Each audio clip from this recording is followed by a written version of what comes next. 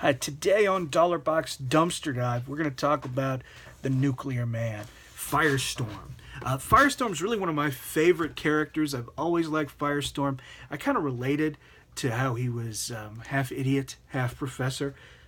My day job is I'm a teacher, so I have to act like I know what I'm talking about. But at night, I like to waste my time with garbage.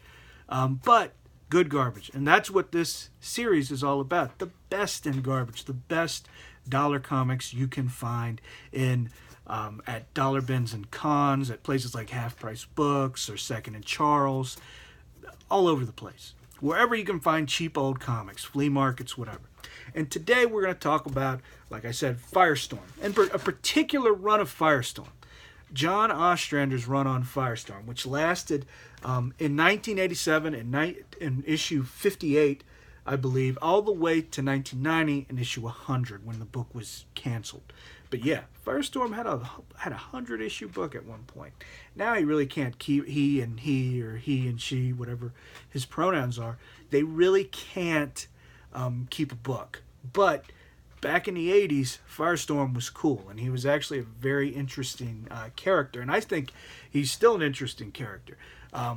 Today, at my work as a teacher, I have kids that are into Firestorm because of the CW shows, and they've made him a very relatable character, and I think that pull between the adult brain and the kid brain is something that kids automatically kind of gravitate to. So I really do like Firestorm, and I think he's one of DC's low-key best characters.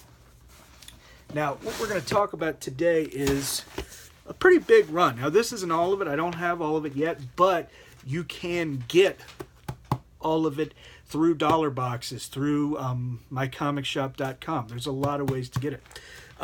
Now, the first few issues of it, this is going to be 58 through about 64. He's really just kind of picking up what the other author did.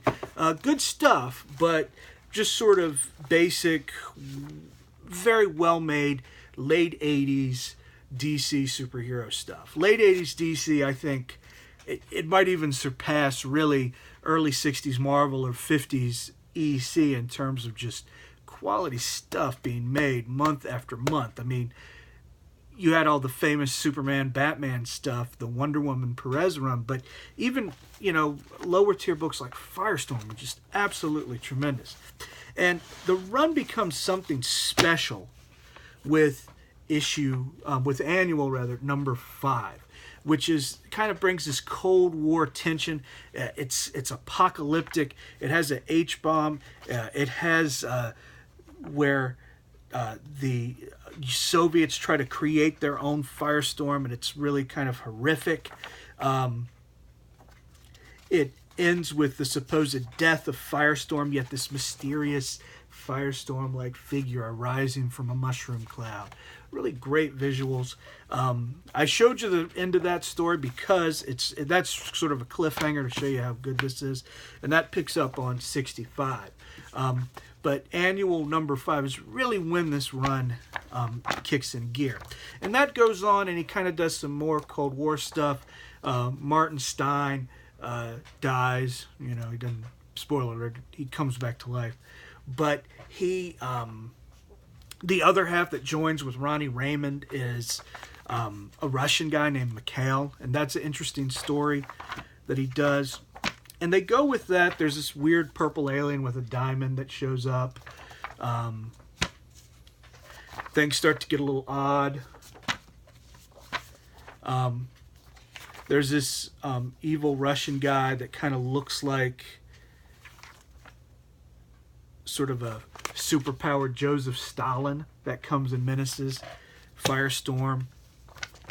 Once again, like I was saying, this was very heavy on the Soviet stuff, and I kind of like 80s Soviet stuff, so and that kind of maintained kind of the unique take on the dual identity. And then what they decide to do is really flip things up. The art style changes. Tom Greinberg comes on, gives it a much more earthy style, and that's going to continue with the next artist, who would be one of Ostrander's really notable collaborators, and that would be Tom Mandrake, who I think comes on at issue 86. But at this point, around 84 and 85, he does something special. He kind of rips off Alan Moore a little bit, like Alan Moore did with Swamp Thing, and he makes Firestorm a fire elemental. And that goes on and off, really throughout the end of the book, up until 1990, when the book ends. I'm missing about 6 issues at the tail end. Those might be a little bit harder to find. I don't know if the price is going to go up because I can't imagine them being that desirable. But this is something that's really worth seeking out. Unless you go to a con or a store, you might have to build it a little piecemeal. But Firestorm 58 through 100 is, I highly recommend it. Great dollar store find. Great 80s DC. Like I said, late 80s DC, I don't really think anything beats it. I mean, you had Watchmen, Dark Knight Returns, John Byrne, Marv Wolfman, Jerry Ordway's Superman, and this Firestorm run, I would put with that. It's that good. So go out there, start digging, and I hope you can find it.